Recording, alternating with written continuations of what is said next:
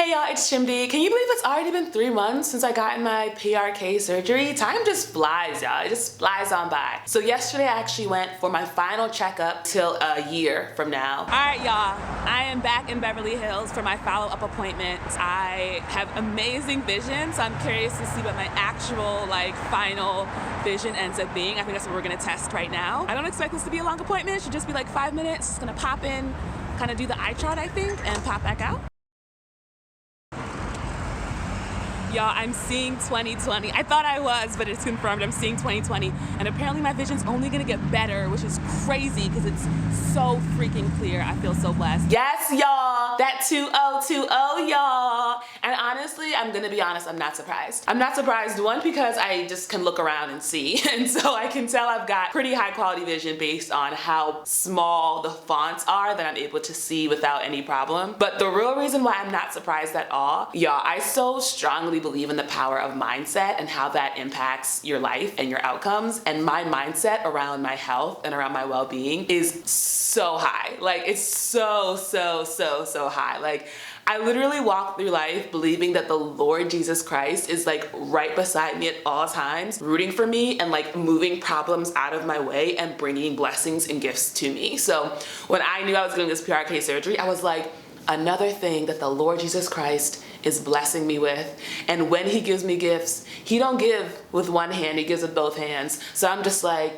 it's gonna be amazing. And I knew that, and I had that mindset, and so everything I was thinking was reinforcing that idea.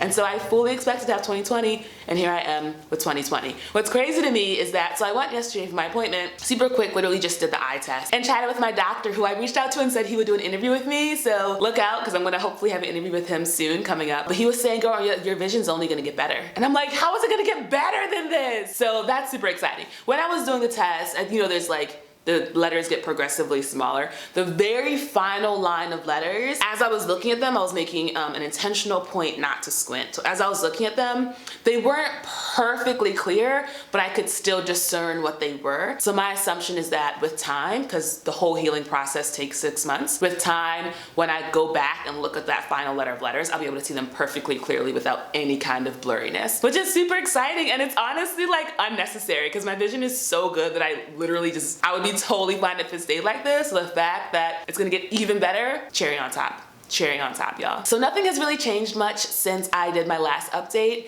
In general, I've had those moments of my vision kind of wavering a little bit, but truly marginally, not significantly. And so it's really just been fine, really easy. I think the thing that surprised me is how quickly I've adapted to this lifestyle of not needing contacts and glasses. When I first got rid of them, I'd have a couple of moments of like, oh, I gotta take my contact lenses out. And then I'd be like, no, I don't, which would be amazing. Or even like waking up and being confused because my vision was clear for a second, which was also really fun. For a while in the very beginning, when I would see people with glasses, I would just think like, that's so sad.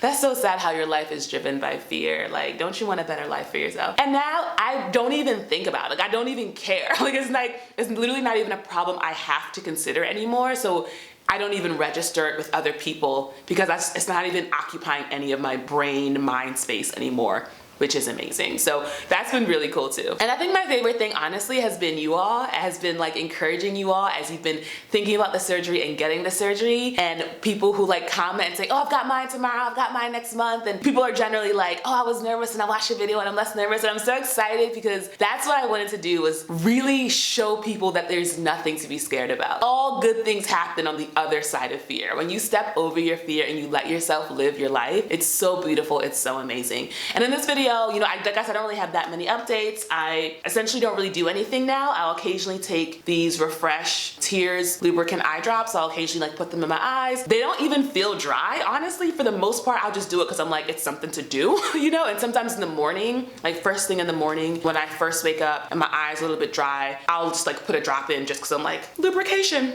that's nice, but it's not a thing where I'm like, ooh, ow, I gotta like add some moisture. It's totally fine. And so what I want to do for this video, since there really aren't any meaningful updates, is actually read a letter that I wrote to someone who reached out to me. So someone reached out to me and they were asking about my close-up vision because they wanted to know basically if they'd still be able to have the experience of, in this instance, like holding their child close to them and like seeing their beautiful smile with complete clarity. And they were, you know, worried that with PRK they would lose that experience. And I thought that was just a very beautiful reason to want to keep your vision. And I think that is the thing with fear. It's not that your fears are unwarranted, right? You're not scared for no reason. There are genuine things that you're worried about, and I really appreciated this person kind of reaching out to me. And so I'm actually going to read you the response that I wrote to him because I think it's wonderful. No, there's no hubris in that at all. I think I did a great job responding. I'm gonna read it to y'all so you can get this wisdom, this knowledge too, and you're welcome. Before we do that though, I realized I didn't do any of my normal setup, which is to give this video a thumbs up and to subscribe if you haven't already and all that good stuff. And let's go ahead and let me read you this email.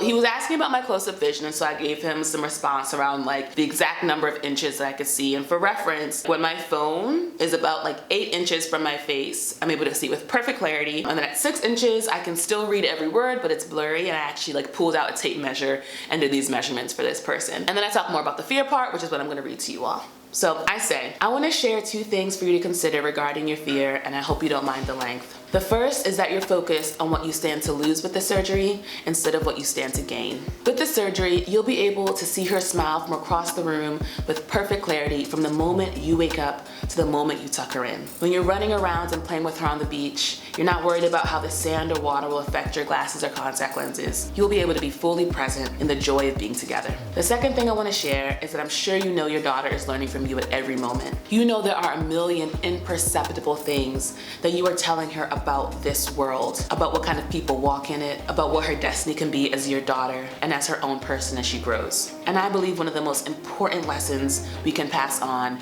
is how to handle fear, how to handle challenges we didn't expect, how to handle situations that demand we rise beyond what we thought of ourselves capable. These challenges can be as epic as a worldwide pandemic, but more often they are the quiet challenges that rage in our hearts, like the fear of losing her smile as you've always known it. Your daughter has not been and will not be exempt from fears of her own. As she grows into a woman, she will face a unique set of fears that you as her own father won't even be able to relate to. In these moments, she'll remember what you taught her. With all my heart, I hope you teach her that there is a difference between being reckless and taking calculated risks. I hope you teach her that every meaningful breakthrough is a result of stepping up to the challenges of life and pushing forward not without fear, but despite it. I hope you teach her that her life will be as beautiful as she has the courage to make it. And that while the comfortable and familiar may satisfy us for a touch, the gnawing wonder of what could have been will always eat away at our attempted peace. She'll learn these lessons on her own, but also by the way you live your life. It is the same way I have credibility with you because I actually had the surgery and I'm on the other side of it versus just having written an essay about it. Though as you can see, I certainly could do that as well. If you give it considerable thought and you decide you prefer to see her smile the way you've always known it, I think that's beautiful. I would just encourage you to think about how you'll see her smile when you're watching from the crowd at a championship game or a graduation ceremony or at an award ceremony or at a wedding. You won't be nose to nose with her then, but she'll feel your love all the same. And the light of her smile will shine just as brightly in your heart. That's all that matters, whether you're wearing glasses or not. So yeah, I just really want to emphasize that because I think it's important that, you know, obviously I had the PRK surgery. It was amazing and I really encourage everyone who can do it to do it. But you can live a beautiful life with glasses, with contact lenses. I was doing that for the 30 years until I got my surgery. And so if that's what you want to do, like, okay, it's fine. No one's making you, right? But if you know deep down in your heart that you could be living a better life if you didn't have to worry about glasses and contact lenses, it is your responsibility to step through your fear and actually make that life real. I know you can do it. I believe in you. And if you have the money and you have the opportunity, like, it's kind of trash of you to not do it because there's so many people who wish they were in your place and they just aren't. And you don't want to spit on them, you know? That's pretty dark. And it's downright disrespectful, all right? I'm gonna say it, to not take advantage of the opportunities you're given. It is a gift, it is a blessing, and it is your responsibility to live a beautiful life. And if you can, there's no excuse not to. That's my update for this video. I am going to do this interview with my doctor, and I think that'll probably be the last bit of content. I may do a 6-month update just because that should be when my vision is totally settled. So let me know in the comments if you'd be interested in doing that. I don't really know if it's necessary because I don't think things will change. But if you're interested, let me know in the comments and I will certainly make that for you all. Thank you so much for watching. Really appreciate it. Go ahead and give me a thumbs up, like I said, if this video was helpful and enjoyable. Subscribe if you haven't already, and I will see you in the next one. Bye.